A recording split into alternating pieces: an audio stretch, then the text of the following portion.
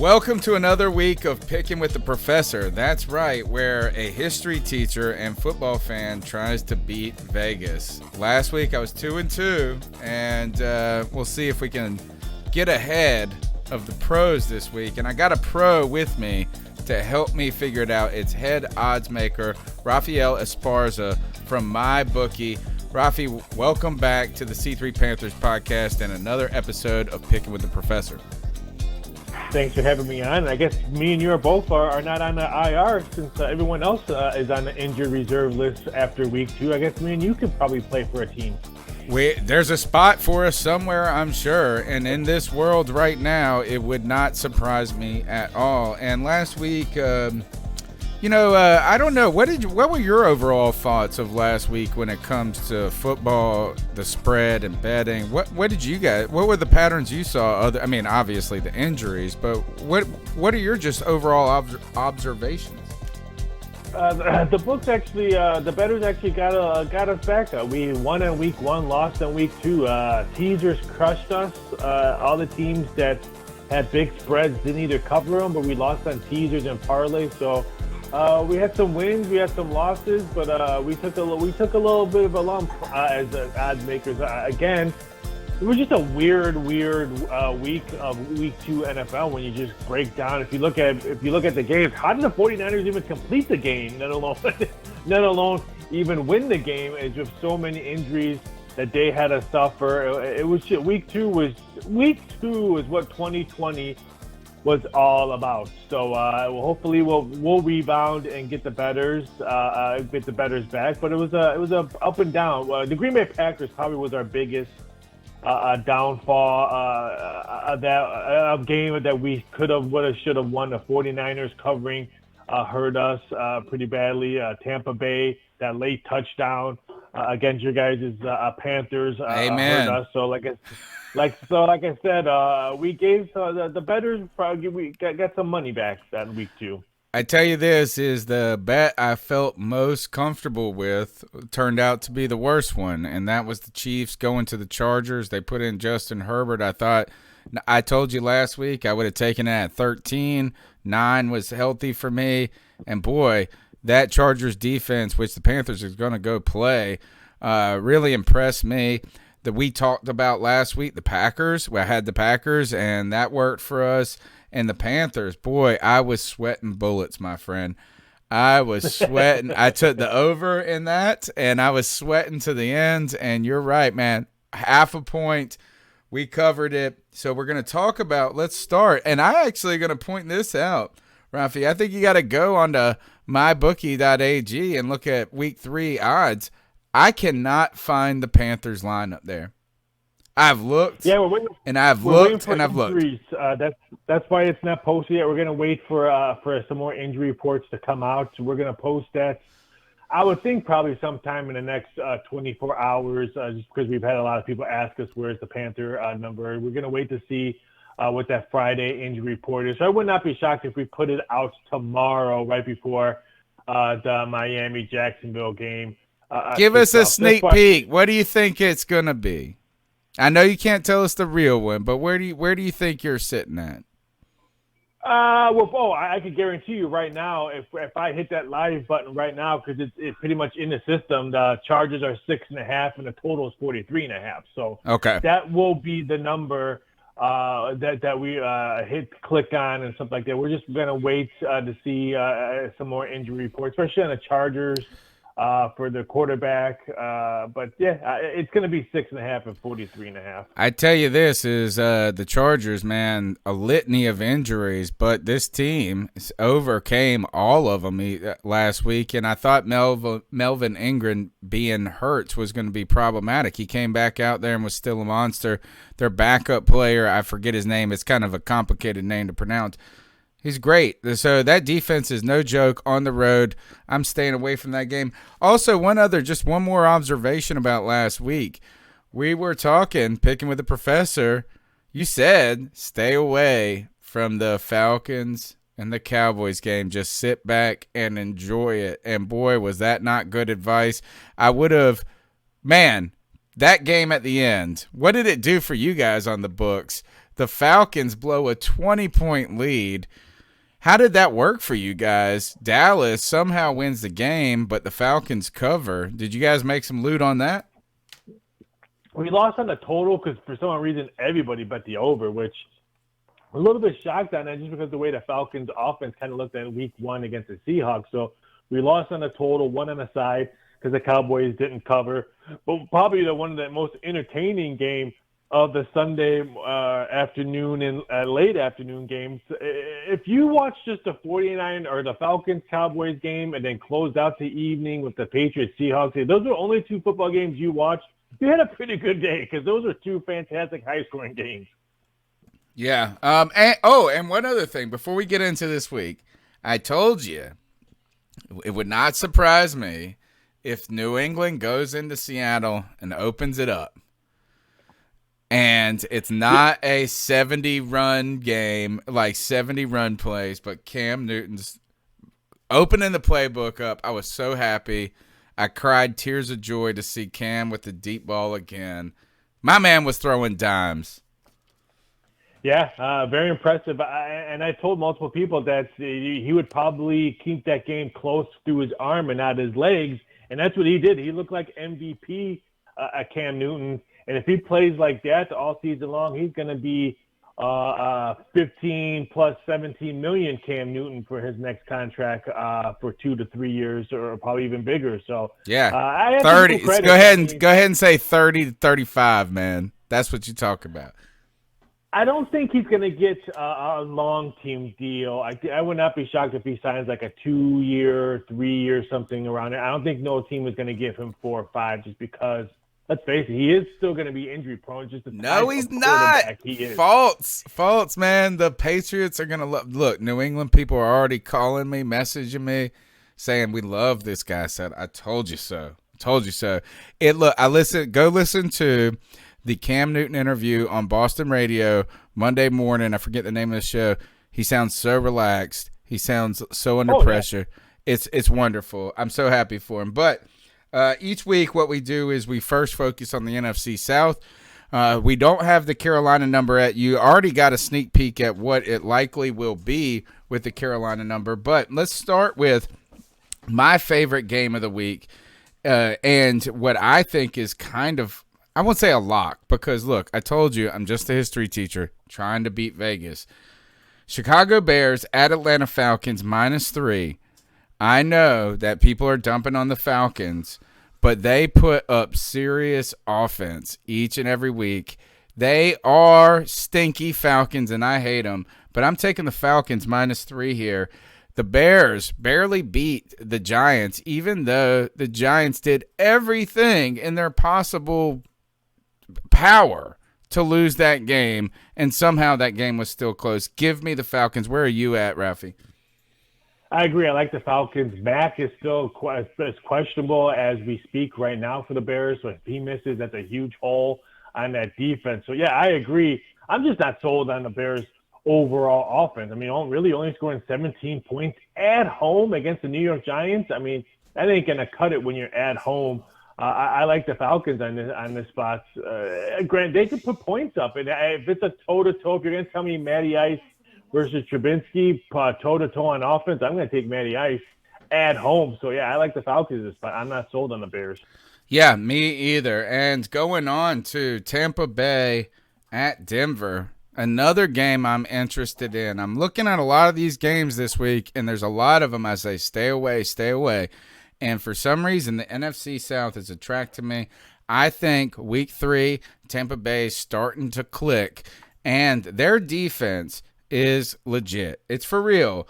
And Drew Lock out. They're going to Denver. I understand it's on the road, but Denver's inexperienced on. They don't have the horses, or at least I don't know the names enough. Jerry Jeudy is not enough for me to bet on. Give me Tampa Bay -6. Yeah, I mean the public's going to be all over that as well. I would not be shocked if it moves off of 6, maybe put 6.5. I don't think it goes to a touchdown just because Tampa will be traveling to Mile High. But I think the betting public will be all over. Granted, the Denver Broncos, I know they're 0-2, but you know what the magic number they are? 2-0 against the spread. That's all that matters when you're trying to beat the book. So it's going to be interesting to hit. This is the one I told you to pass on the Cowboys Falcons games. This is one of the ones I'm going to pass. Sit back and watch it because I've seen some weird games at Mile High. Wow. So I'm going to sit back. I'm going to sit back and watch this one. But I do believe Tampa Bay does win it. They have some. They got bit by the injury bug too. Pierre Paul questionable for knee. Defensive tackle Smith is also questionable. I think with a knee as well. So they got hit by the injury bug a little bit as well. Denver just doesn't have the people. I mean, Cortland Sutton, right? I always get I always confuse his name. I call him almost Kiefer Sutherland, basically. But is that I just don't trust the names on Denver at this point. I think the Bucs are really going to start to put it together. It has not been complete yet, and they did not look good against the Carolina Panthers overall. For some reason, I feel good about that game. But going on to the next NFC South game, this is the one I do want to stay away from. Green Bay Packers at the New Orleans Saints. I'm all in on the Packers right now. I think they are just rocking and rolling. I think they got kind of a complete team. They got a good run game. The defense is much improved. Aaron Rodgers is still Aaron Rodgers. But for some reason, I feel that New Orleans Saints at Oakland, which screwed me. They screwed me on I took the under on that, man. And the New Orleans Saints ruined me on Monday night. I feel like this is a trap for some reason. I feel good about the Packers. If I was going to put money on it, it would be on the Packers. But I don't want to do that in New Orleans. I know home field advantage doesn't mean much anymore. But this, to me, something reeks here. What are your thoughts on Green Bay at New Orleans? If the Saints didn't play on Monday night at the Death Star, if this was like maybe the Sunday night game, I would say I like the Saints in this spot. But you're coming off a short week, and I just like the total. It's going to be a lot of points scored in this game. The total is 52.5. I don't know why it's not 53-54 because the Packers have scored 85 points in 2 games. And it's not like crazy. It's not like their defense has been shutting out. Their defense is giving up 55 points. Yeah, you're right. You're right.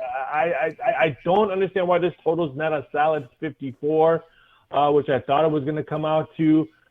So I like the over. I'm going to probably root for Aaron Rodgers just because I like the storyline. They draft another quarterback. People think it's going to be his last year. He's single. He's drinking tequila with three fingers after big wins.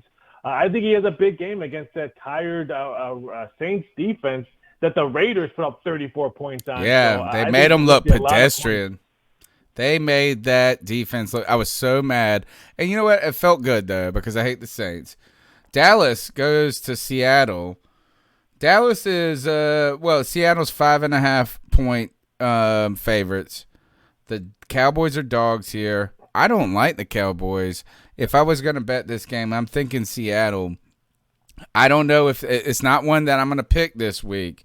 But Russell Wilson – is zeroed in, and I don't like him. He played for NC State for a minute, and I'm sorry, I'm from East Carolina University, ECU. There are kind of our next-door neighbor rivals, the big brother, and I've never, pray for Jesus, Russell Wilson. He throws a prayer up, it's answered, but he's the best in the business, and I'm sorry. I don't know how you could take Dallas here. Yeah, me either. I mean, MVP Russell Wilson right now, because he's my vote for the MVP. Landing that 5.5, I think the betting public will probably bet this. That's friendly. Is that not friendly? Yeah, I think so. I mean, Dallas is 0-2 against the spread. Their defense has looked horrible. And how much did that come from behind win? It left them in the tank for this game. I know it's a later game, but this is at Seattle. It's not like you're at Jerry's World. This is outside. I know the 12th man is not going to be there, but it's an outside game, home game for Seattle. Give me the Seahawks because right now They've just been rocking and rolling. They're the best team, I think, in football right now. Let's move to the AFC here. A team that I have, and one of the problems I think that us betting public have is we have rooting interests, and you guys are trying to be unbiased in this, but I just am not convinced that the Steelers are great. I am convinced that the Texans are not great, though. -4. I don't know what I like about this game. I don't like any. I'm not taking the spread here. Some reason I would not place this wager, but if I had to, I'm taking the under. Texans and Steelers. Are the Steelers going to put up massive points? Because I feel like their defense could give the Texans problems. I think their defense got a lot of ridicule for letting the Broncos score 21 points. I think the Steelers defense is going to want to come out and show a better game than what they did in week 2. And this play is all going to be if Tunsil's playing for Houston and if Watt is playing for Houston. Because if those two guys are not 100% or both out, then, boy, this number is probably going to jump to Pittsburgh 6 or 7. I like Pittsburgh in this spot. I think their defense probably, like I said, is reading the paper clippings right now and saying how bad they played with Denver. So I like Pittsburgh in this spot. I think they can compete in the AFC, but that defense needs to play like they did against the Giants. If you had to, would you take the over or under in this game? I think it's the under. I would probably lean towards the under, but I probably would pass on the total myself. Okay. All right. One other one is I'm not messing with it, but the Giants. The Giants at home versus the 49ers. The 49ers are road favorites, -4.5. I'm not going to mess with it. I know the Giants are 0-2, and they stink. They're terrible. But they didn't lose tremendously against the Bears. Or is there a little recency kind of bias here? I just don't trust the 49ers. So many injuries with the 49ers. Is this kind of the trap here? If I had to, I'd probably take the Giants +4.5, and that's not – I mean, you'd have to put a gun to my head. This is one of those games where just because there's an NFL game on TV does not mean you need to bet it. I just pass in this game. There's and if the odds maker is telling you that, listen. On both sides of the questions, on both sides of the ball, there's question marks. Giants, so many injuries. 49ers defense shot up. Giants, who's going to run the ball? It's just too many question marks. Just sit back and read the box score. At the end of the game. There's so many other games at 1 o'clock you can watch. All right, this is a weird one to me. The Jets on the road +11. The Jets are the worst team in the history of football. Honestly, I mean, they are putrid. How do you, though? 11's a lot. 11's a lot. I just don't know. I think Indy could cover this, but I am not taking 11 points. I'm staying away from this one as well. Me either. I couldn't lay 11 with Rivers. Granted, they're at home, but at the same time, I couldn't play the Jets either. So here's another one. Us odds makers are going to be big Jets fans because there's going to be tons of teasers and money line parlays and survivor pool bets with the Colts. So I hate to say it, at 4:05 Eastern Standard Time, I will be singing Jets, Jets, because I can guarantee you we'll need them big. Yeah, let's keep rocking and rolling with the Tennessee Titans at Minnesota. Minnesota has not looked good in these opening weeks. This is, I would take the Titans on the road here, but the Titans have played close. Every game has been a squeaker for them, I feel like. Is this one of those trap games? At some point, Kirk Cousins will have some touchdowns. Is Minnesota as bad as we think they are? I think they squeak out a victory here because I think that saves Kirk Cousins' starting job, the head coach or something. But I think this is the one that either play the home dog or stay away because I don't know if you can lay the 3 on the road of Tennessee with the Minnesota team that's just reading the news saying what happened to this team. You're supposed to compete with the Packers in this division. You're 0-2.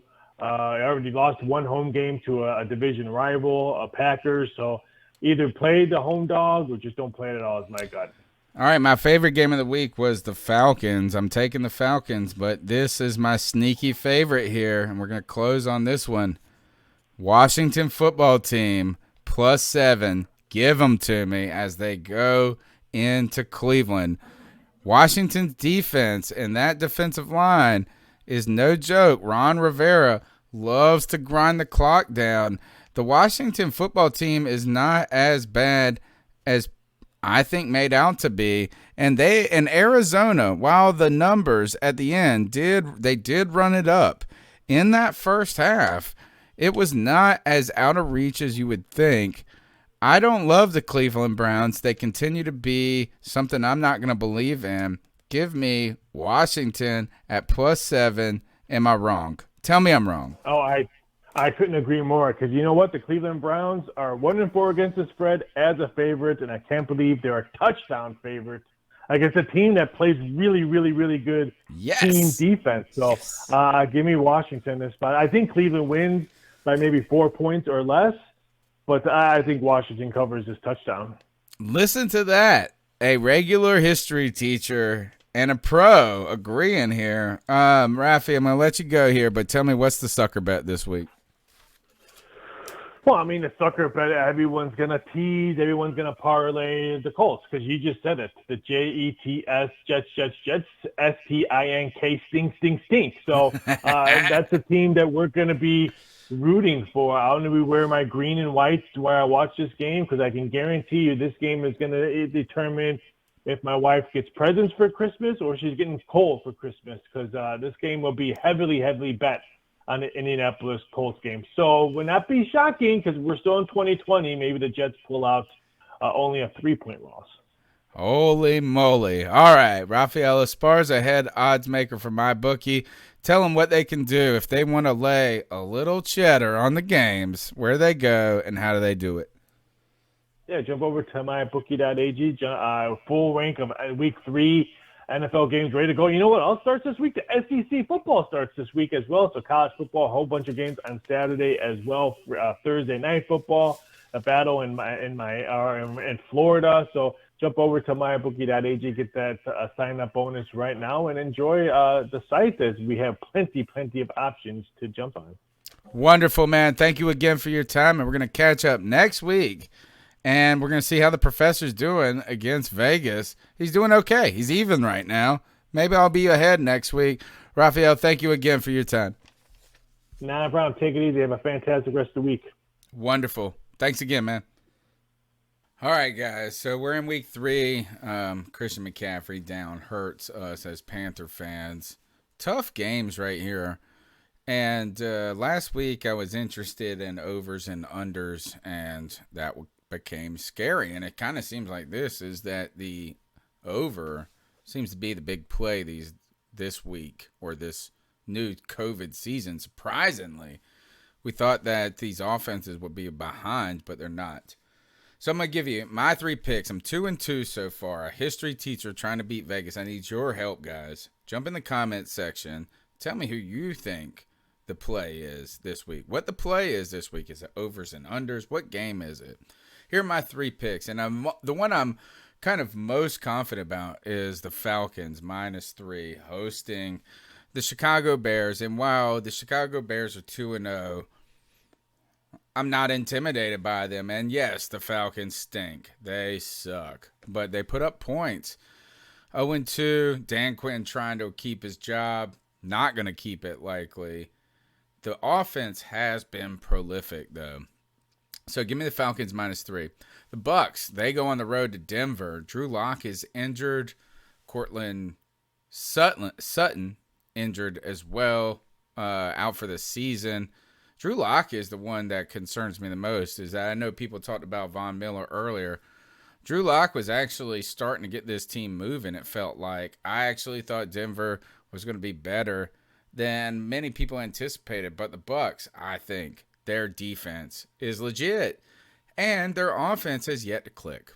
That's the truth, is that they have been good. They haven't even been good, right? But they're 1-1 now. Tom Brady on a mission. On the road, I think this is a game they win. I think they win it comfortably. So give me the Bucks -6. Here's a fun one for me. The Washington football team on the road, Cleveland. I'm not scared of Cleveland if I'm Washington. And I looked at that Washington game. Now, I haven't watched it as closely as I want to. But I watched the first half pretty well. And yes, Arizona ended up putting the smackdown on these mugs. But Washington's defense is nothing to be played around with. They were able to move the ball in many cases. On this team, the Browns. Come on. The Browns. I think almost Washington may go in there and win this game outright. So I'm comfortable with the 7 points here. And when I say comfortable, I'm just a history teacher trying to beat Vegas. I need you guys' help. You can help me by subscribing to the channel, right? The C3 Panthers podcast, the longest Panthers podcast out there, every Tuesday night, 9 p.m. You can call into the show, 228-5098.